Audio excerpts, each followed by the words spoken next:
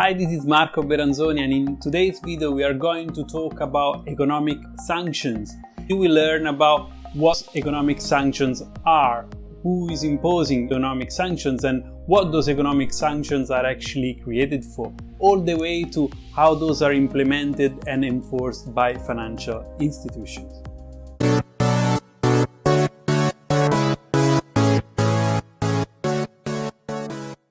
Hi and welcome on FinCrime Agent. This is a new YouTube channel that is talking about financial crime prevention and anti-money laundering topics. In today's video we are going to talk about economic sanctions, but before we get into the contents of today's video, I would like to remind you that in the description of this video that you can discover below, there will be very useful links for you to check and resources correlated to the topics that I'm covering in my video. Also, if you haven't subscribed to this channel, please subscribe today so you will be notified as soon as new videos are going live on FinCrime Agent. In the description you will also find a link to my Patreon page. This is our community where with a small contribution you will receive unique material generally connected to the videos, including a copy of the slides that are presented in my videos and some more inside out from the creation of FinCrime Agent videos. So let's move into today's contents: economic sanctions. If you are not working in the prevention of financial crimes, you would probably not be very familiar with economic sanctions, and today you will learn the basics of what those are, who is enforcing them, how those are rolled out, and how actually financial institutions are screening their traffic and customers to make sure that the sanctions are actually taking place. This is a very interesting topic, and you probably have heard about economic sanctions already in the news, especially during those news related to international politics. So today you will learn a bit more about those ones, and I hope it's going to be a useful session for you. I have prepared some slides which I would like to show you. So let's start to bring up the slides on the screen. The first thing to learn, I think, at this point is to understand why economic sanctions are actually imposed. You can think about a high level that the sanctions is imposed on an individual or on an entity or on the entire country when there is a significant security risk. This could be a security risk that is possibly international, or if there are other activities completed in that country. This, for example, could be related to human rights that are considered for the country that is treating unfairly its own people. So at that point, the country level economic sanctions, which are a ban generally on the entire economical activities connected with that country with other countries, are used as an alternative weapon instead of going into war, and hopefully the sanction would aim to achieve a desired outcome, which is for that country to change the behavior and therefore maybe treating differently its own people. So now that we know why economic sanctions are imposed, it is important to understand what actually are.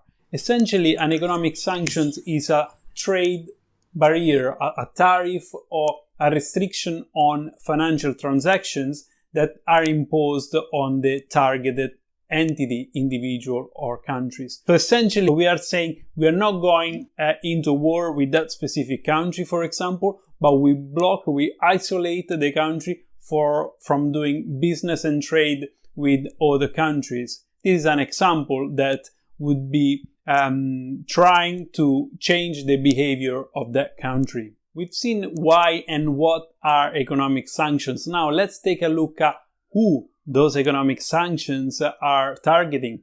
So they can be targeting countries, or they can be against individual or legal entities as well, which are involved or may be suspected of being involved in illegal activities. So the sanction can be country, individual, or entity level. Economic sanctions are also called restrictive measures, and there are a number of categories to justify why an economic sanction is imposed.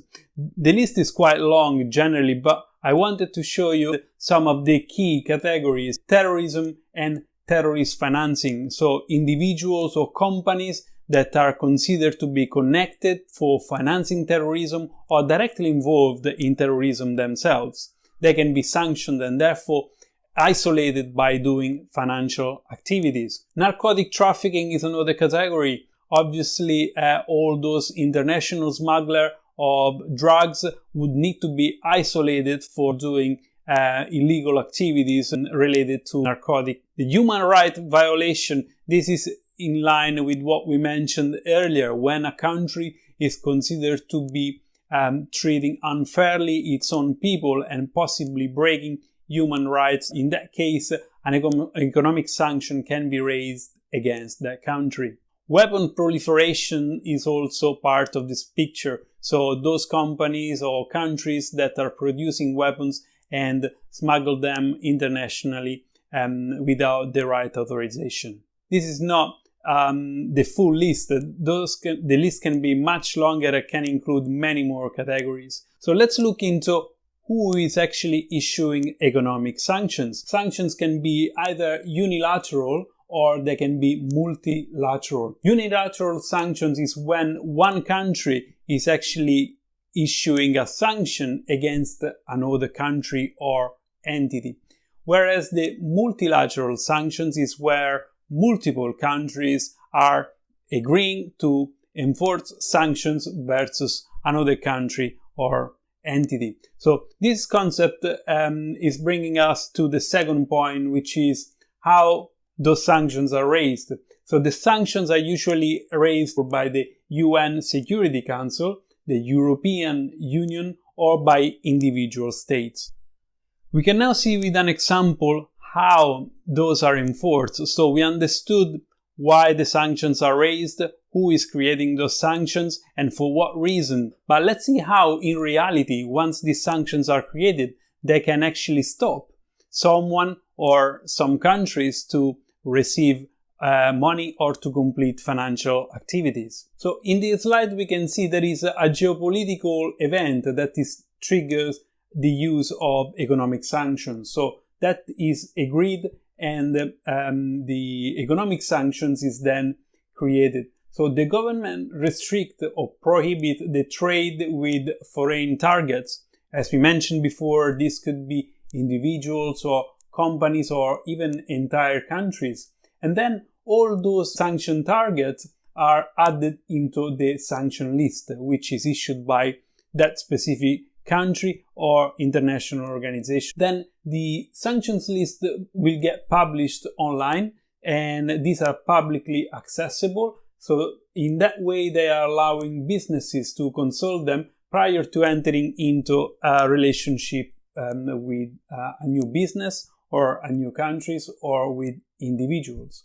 So at this point, there will be the regulated industry, which must screen transaction and customers against those sanctions list. So if we bring this into the financial institution examples, you have a bank that would need to screen their traffic and customers against those sanctions list.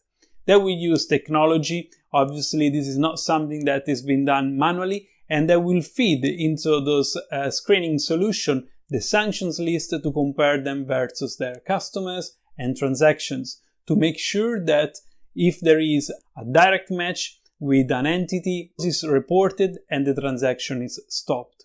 So at that point, the sanctions is actually enforced, and then you have the regulators which are dedicated to make sure that the regulated industry is complying with the economic sanction requirement. So this is the end-to-end process on how a sanctions is actually generated, how it's published and enforced within the financial services industry. There is another resource which I wanted to show you and I discovered quite recently. I think this is extremely useful, especially for those that are actually working in economic sanctions. So This is called the EU Sanctions Map, and is an interactive map that is allowing you to understand the different type of sanctions that are applied by the EU across the globe. So it's always been updated and is giving you the details of the restrictive measures at country level that are taken by the EU jurisdiction. To better understand the economic sanctions with the EU perspective, it's important to clarify a couple of points. The first one is that sanctions are agreed by the EU member states and adopted by the EU Council. So the EU member states would need to agree to implement sanctions on a specific country for those to be rolled out. And the other point that I want to highlight is that generally the EU sanctions are very much aligned with the United Nations Security Council. So there is a broad alignment between the UN sanctions and the EU sanctions as well. I suggest you to check the description below to get the links and find where is the EU sanctions map. So you've learned already that the list of economic sanctions are not secret. This is something that everybody is able to access, even if you're not working in this industry. So if out of your curiosity you want to find out more on who is on those sanctions list, you can easily access them as they are publicly available to you.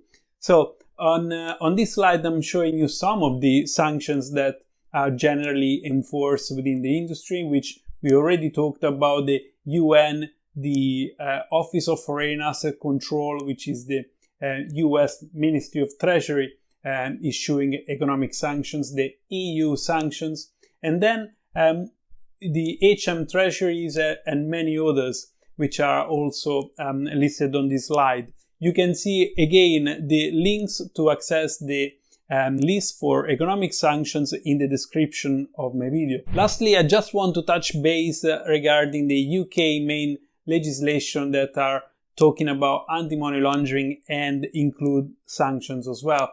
These are the key legislation that I listed on the slides: the Proceed of Crime Act 2002, also known as POCA, the Money Laundering and Terrorist Finance and Transfer of Funds, which is the Money Laundering MLR 2017, and the Terrorism Act 2000 with various amendments.